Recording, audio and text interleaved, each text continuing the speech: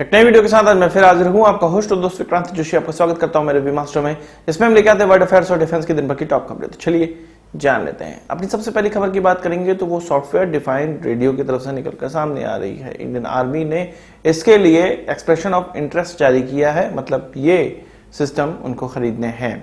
Actual में ये जो सिस्टम है वो भारतीय सिस्टम होना चाहिए, जिसका कि डिजाइन, डेवलपमेंट और मैन्युफैक्चरिंग तीनों चीज भारत में ही होनी चाहिए। इसको मेक टू कैटेगरी में खरीदा जाएगा, जिसमें कि 50% इसमें भारतीय कंपोनेंट होंगे। जिस कंपनी को ये कॉन्ट्रैक्ट जाएगा उसको 4 प्रोटोटाइप डेवलप करने पड़ेंगे और इन 4 प्रोटोटाइप को डेवलप करने के बाद डिलीवर किया जाएगा और कॉन्ट्रैक्ट साइनिंग होगी। उसके 24 महीनों के बाद 300 इस प्रकार के सिस्टम और डिलीवर करने होंगे। ये जो कॉन्ट्रैक्ट की आगे शर्तें होंगी। यहाँ पर सॉफ्टवेयर डिफाइंड रेडियो का ये फायदा होता है कि beyond line of site communication किया जा सकता है। इसके द्वारा ऑडियो, वीडियो, वॉइस और डेटा ट्रांसफर किए जा सकते हैं। बात कर लेते हैं नेवी के लिए खरीदे जाने वाले एयरक्राफ्ट की, जो कि एयरक्राफ्ट कैरियर पे तैनात होगा, जो कि आईएनएस विक्रांत और कुछ हद तक आईएनएस विक्रमादित्य के लिए भी खरीदे जा रहे हैं।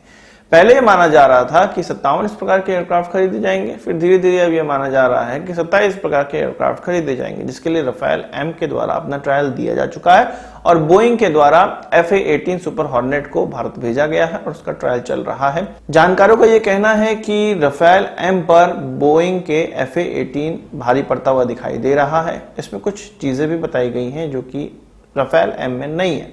उसमें सबसे पहला फोल्डेबल विंग की बात की गई है।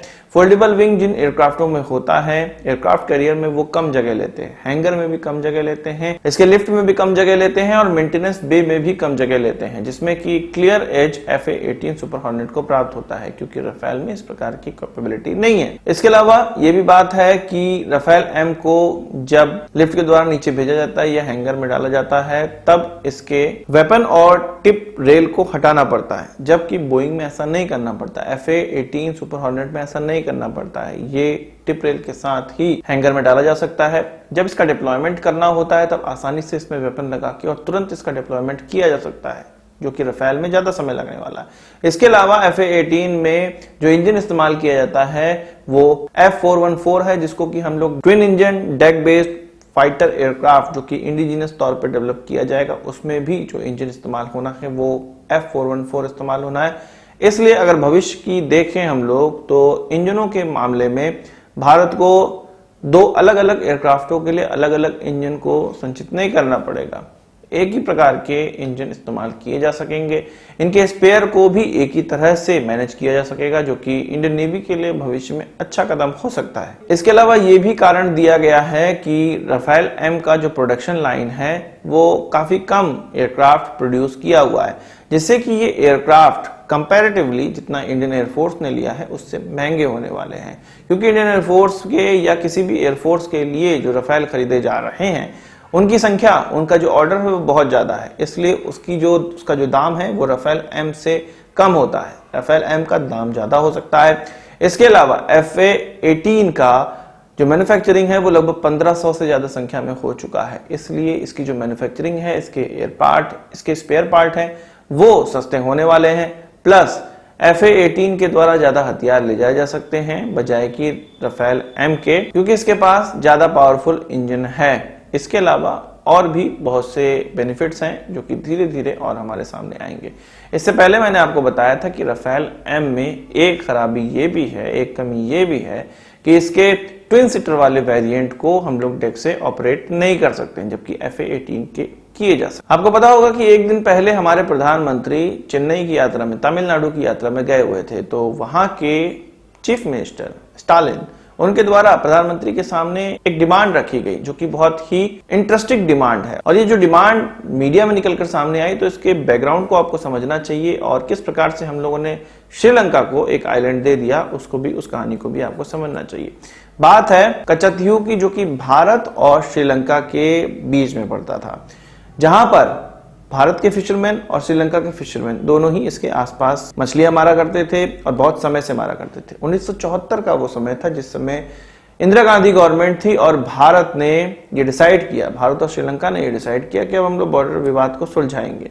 भारत हमेशा ही दानवीर रहता है, तो यहां पर भी दानवीरता का परिचय दिया गया और श्रीलंका को ये आइलैंड गिफ्ट कर दिया गया। स्टालिन ने यही कहा है कि फिर से हमें ये रिक्लेम करना चाहिए। ये जो कच्छातीहू आइलैंड है इसको रिक्लेम करना चाहिए ताकि भारतीय फिशर्समैन के लिए यहाँ पर फिशिंग करना आसान हो जाए, क्योंकि इस क्षेत्र में उनका आना अलाउड नहीं है, क्योंकि ये श्रीलंका के हाथ में है, उनका एक्सक्लूसिव इकोनॉमिक जोन कहलाता है, इसलिए भारत के फिशरमैन वहां पर नहीं जा सकते हैं। तो हम लोग ने बॉर्डर विवाद सुलझाने के मामले में एक तरह से गुडविल जेस्चर के तहत श्रीलंका को ये आइलैंड दे दिया। महान आत्मा है हम लोग, महान हमारा देश है, तो स्टालिन अब उसी को कह रहे हैं कि रिक्लेम करना चाहिए। एक्चुअल में जब हमने ये उस देश से कॉन्ट्रैक्ट में साइन किया हुआ है, हम जब उनको ये गुडविल जेस्चर के तौर पे दे रहे हैं, हमने इस पर पूरा हस्ताक्षर किया हुआ है, तो हमारा कोई अधिकार अब बनता नहीं है। अब भविष्य क्या हो कौन जानता है, पर आधिकारिक तौर पे, ऑफिशियल तौर पे हमारा उस पर कोई अधिकार नहीं बनता है, क्योंकि हमने उसको दे दिया है। यहाँ पर आपको ये जानना चाहिए कि जाफना डिस्ट्रिक्ट में ये आता है, मतलब जो डिस्ट्रिक्ट में इसको आइलैंड को डाला गया है वो जाफना है। जाफना वही जगह है जहां पर श्रीलंकन तमिलियन लोग रहते हैं और लिट्टी के लड़ाके भी यहीं पर रहते थे, और यही वो इलाका है जहां पर नरसंहार श्रीलंका के द्वारा किया गया था लिट्टी के लड़ाकों को मारने के लिए। बात कर लेते हैं चीन की।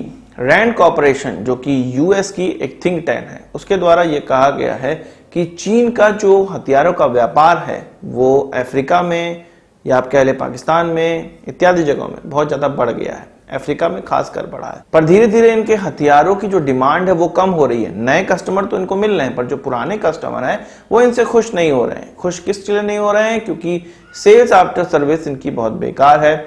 स्टेट ऑफ आर्ट कंपोनेंट अभी भी ये बाहर से लेते हैं, सोफिस्टिकेटेड कंपोनेंट खुद नहीं बनाते हैं। चीन खुद इनको नहीं बनाता है, उनको बाहर से लेता है और अपने हथियारों में लगाता है। अब जब बाहर से इनको सप्लाई नहीं मिलती तो इन हथियारों में वो चीजें लग नहीं पाती हैं। इसके अलावा सेल्स आफ्टर सर्विस मैंने बताया वो खराब है, इसलिए जो हथियार बेच दिए जाते हैं एक बार चीन के द्वारा, वो एक बिगड़ी हुई मशीन की तरह उन देशों में पड़े रहते हैं। पैसे तो खर्च हो चुके होते हैं और मशीन भी काम में नहीं आती है। इसलिए चीन का व्यापार बढ़ तो रहा है, पर जो उनके कस्टमर है वो सेटिस्फाइड नहीं है। एक समय ऐसा आएगा कि चीन के हथियार बिकना भी बंद हो जाएंगे। ऐसा रैंड कॉर्पोरेशन का नहीं कहना, मेरा कहना है। स्टॉकहोम पीस रिसर्च इंस्टीट्यूट के द्वारा यह कहा गया है कि चीन का बेचा हुआ हथियार का 47% भाग पाकिस्तान को जाता है। आज के इस वीडियो के लिए बस इतना ही। आशा करता हूं वीडियो पसंद आया होगा, आपको बड़ा थम्स अप जरूर देंगे। इस वीडियो संबंधित किसी सवाल से जाओ कमेंट बॉक्स में जरूर लाइएगा, और यदि आपने हमारा चैनल सब्सक्राइब नहीं किया उसे भी कर लीजिए, क्योंकि हम इस प्रकार की वीडियो लाते रहते हैं। नमस्कार, थैंक यू, जय हिंद।